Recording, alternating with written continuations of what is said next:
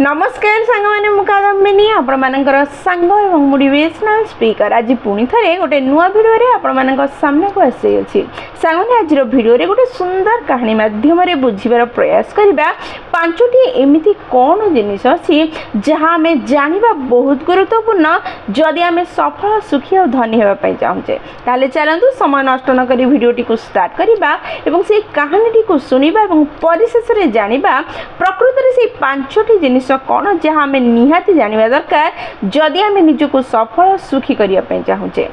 गोटे देश में गोटे धनी व्यक्ति थिला जड़े बड़ बिजनेसमैन थे जी अनेक ज्ञानी थे बुद्धिमान थे स्मार्ट थे इंटेलिजेंस थे सी केवल धन रोजगार करनथिले धन सह अनेक सम्मान से रोजगार करथिले देशर प्रत्येक व्यक्ति से धनी बिजनेसमैन को सम्मान देउथिले तांकर तीनिटी पुओ थिले तीनिटी पुओ जाक बापांक ठारू गुण आनिथिले बहुत ही पाठ पढ़िथिले ज्ञानी इंटेलिजेंट स्मार्ट थिले किंतु समस्या यह थिला धनर अभाव नथिला सेथिपई से धन रोजगार न करी बापांक धन रे एस एंजॉय करुथिले मस्ती करुथिले मजा करुथिले किंतु ताकर ज्ञानर कोनोसी अभाव नथिला बहुत पाठ मध्य पढ़िथिले किछि दिन बितु बितु हठात बापांकर रोड एक्सीडेंट रे मृत्यु होई गला हठात जेतेबेले बापांकर मृत्यु होला घरे दुखर शो बहिबाकू लागिला माँ और तीन पुओ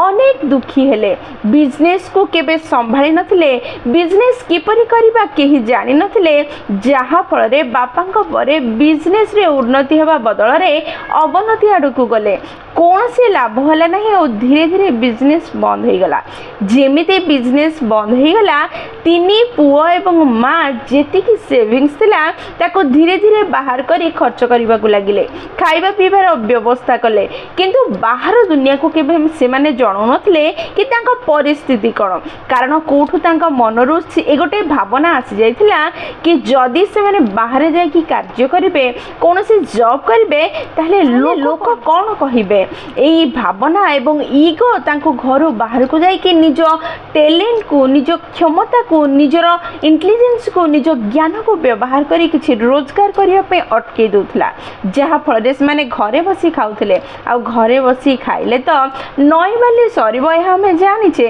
धीरे धीरे सेविंग सरीला घरे थिबा सुना मध्य बिक्री करी खाइबा आरंभ कले धीरे धीरे परिस्थिति एमिति आसिला कि चारि जण जाक तीन पुओ एवं स्त्री को दिनी ओली खाइबा पई मुठे खाद्य मध्य मिलला नहीं किंतु बाहर लोक केही जानि नथले तांका परिस्थिति एहा बोली से माने निजको ए सब परिस्थिति रे खाप खुआई चलिबा को लागिथिले किंतु तांका ईगो आ लोक कोन कहिबे ए भय घर बाहर करी कि कार्य करबा पई तांको अटके दोथला से माने अनेक असुविधा थिले दिने दिवाली आसिला दीपावली दिन तांको घर को तांकर दूरर जणे बंधु आसी पहुंचिले आसीबा क्षणी तांको देखि स्वागत कले एवं निज घरे बसेले जेहेतु ए माने बाहर को बहुत धनी आ ठीक ठाक अछंदी बोली देखौथिले तेणु से खाइबा पीबार व्यवस्था सेमती करिवार जरूरी थिला किंतु प्रकृत रे ए तीन पुओ एवं माँ को ठीक से तीन उली खाइबार व्यवस्था मध्य तांकर नथिला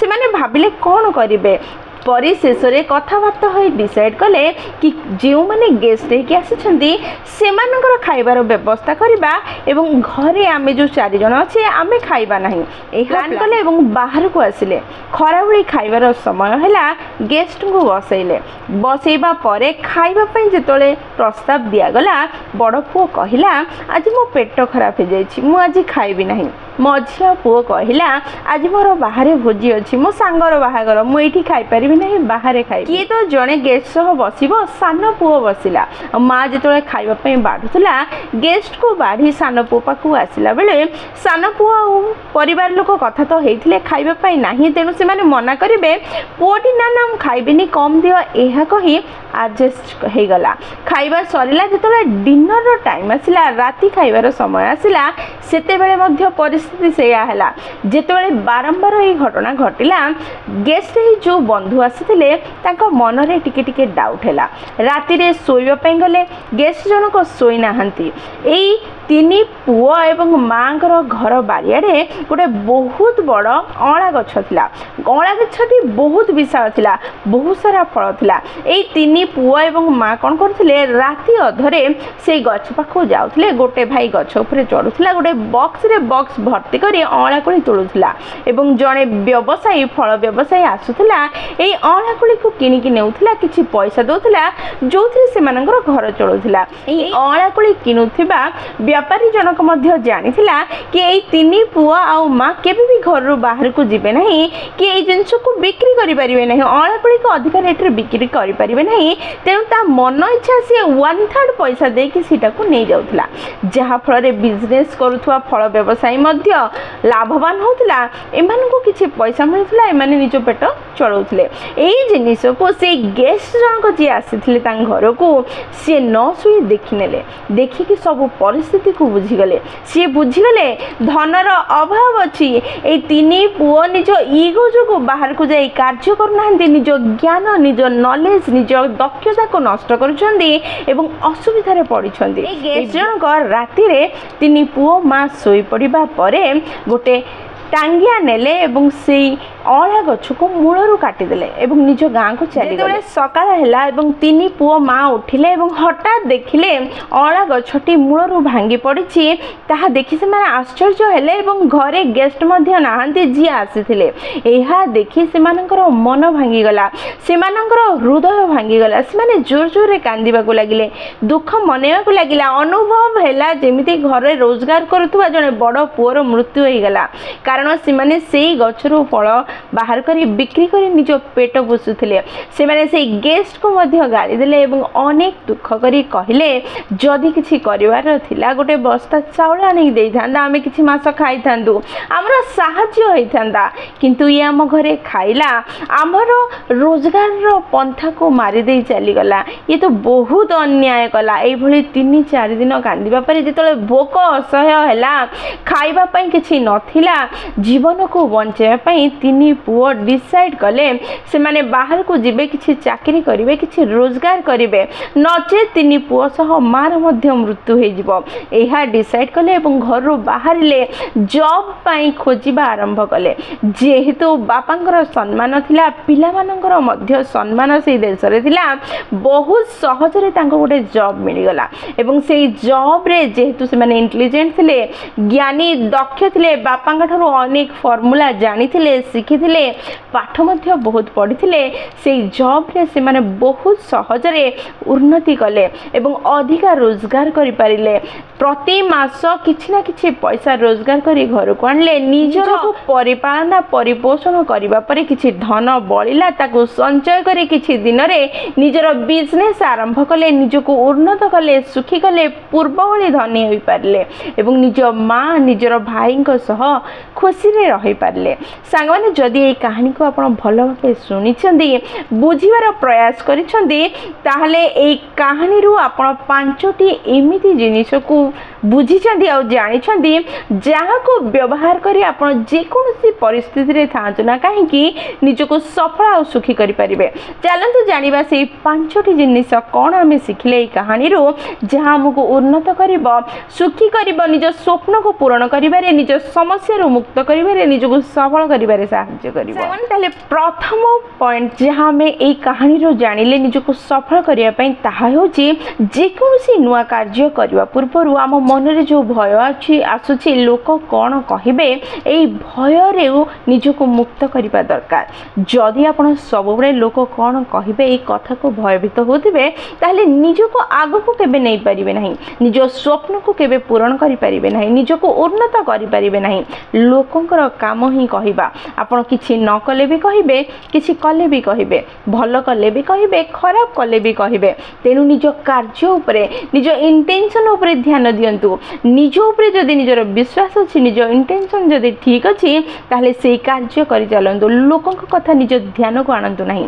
ଦ୍ୱିତୀୟ ପଏଣ୍ଟ, ଆପଣଙ୍କ ପକେଟରେ ଯେକୌଣସି ଗୋଟେ ହିଁ ଜିନିଷ ରହିବ, ତାହା ଇଗୋ ନା ପଇସା।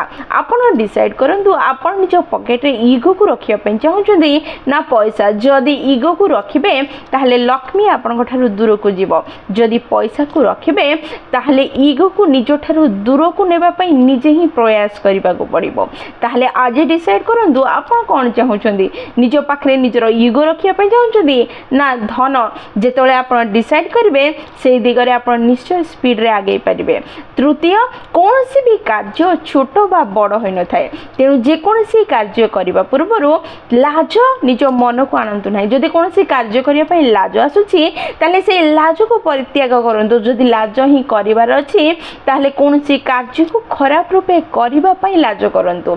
कौन कार्य जदि करुँच से छोट हो बा बड़ परफेक्ट रु अति परफेक्ट कर प्रयास करूँ जहाँ आपको सफल कर उन्नत कर। प्रत्येक बिजनेस प्रत्येक कार्य प्रत्येक गरीब लोक धनी होगा पूर्व छोट रू ही कार्य करें। जितेबाला से छोट रू कार्य करने आरंभ करे ता द्वारा अनेक भूल हुए अनेक विफलता आसे सी हारी जाए। जितेबाला से हारी जावा परे उठे विफलतार बाहर की सफलता को चले सेतेबाला से धीरे धीरे निज भितर उन्नति आने और छोट बिजनेस को बड़ कर सक्षम हो पारे। तेणु कौन कार्य छोट नुह ताको करने लाज लगे भूल अटे। चतुर्थ हूँ जो परिस्थिति रे जो अवस्था जो भितर अच्छा जदि किसी अधिका चाहते बड़ करने चाहते ताले से कार्य को छाड़ी किसी अलग करने को ही पड़ो। जदि आप पूर्वर करुवा कार्य को छाड़े ना जो जिनस भल लगुच से जिनस को न छाड़ी जदि आग को बढ़े ना ताहले हुए तो आप जो बड़ हासिल कर स्वप्न रखिंट आप पूरण करें। पंचम आ शेष हूँ निज कंफर्ट जोन जेल भली होता है जहाँ आमर दक्षता को पोटेंशियल को पूरा रूपे व्यवहार करने को आमको दे न था। तेणु आम सब निज को कंफर्ट जोन रू बाहर कर प्रयास करने दरकार। जेमिति कहानी रे जदि से अँला गछ को से दिन कटा जाई न था ताहले हुए तो से तीन पुओ घर बाहर को बाहरी न थांते कि निज जीवन में सफल और सुखी हो पारि न थांते से दुख और गरीब भितर बुड़ी रही था। तेणु किछि हासिल करने किछि पाइबा हेले निज को कंफर्ट जोन रू बाहर करने को ही पड़ो। जेतेबेले मनीष कंफर्ट जोन भितर कंफर्ट फील करने आरंभ करे सेतेबेले से निजर दक्षता क्षमता को माटी रे मिसई दे थाए। तेणु कंफर्ट जोन रू बाहरले ही किछि बड़ किछि अलग करिवार क्षमता आपण पाई परिबे। एहा थिला पांचटी जिंस जहां हमको सफल सुखी धनी हेबारे सहाय्य करिवो। ए पांचटी पॉइंट रू को पॉइंट आपन को बहुत भल लागिला निश्चय मते कमेंट रे लिखि जणेबे। सांग माने जदि वीडियोटी आपन को पसंद आछि ताले निश्चय लाइक शेयर और कमेंट करिवे। जदि प्रथम थर आपन माने हम नयनिका मोटिवेशन चैनल को आसी जंदी चैनल को सब्सक्राइब कर देबे एवं पाखरे थिबा बेल बटन दबाए ऑल नोटिफिकेशन सेट कर देबे जहा द्वारा जेतेबेले भी हम वीडियो पोस्ट करिवु सर्वप्रथम नोटिफिकेशन आपन को पाखरे पहुंचीबो एवं हमको कनेक्ट कर दबो। ताहले मु रहिली सांग माने पुणी थरे देखाबो गोटे नुवा वीडियो रे नुवा टॉपिक सह। से पर्यंत निजर ध्यान रखंदे एवं बहुत खुशी रे रुहंदु कारण खुशी रे रहबा बहुत जरूरी। जय जगन्नाथ।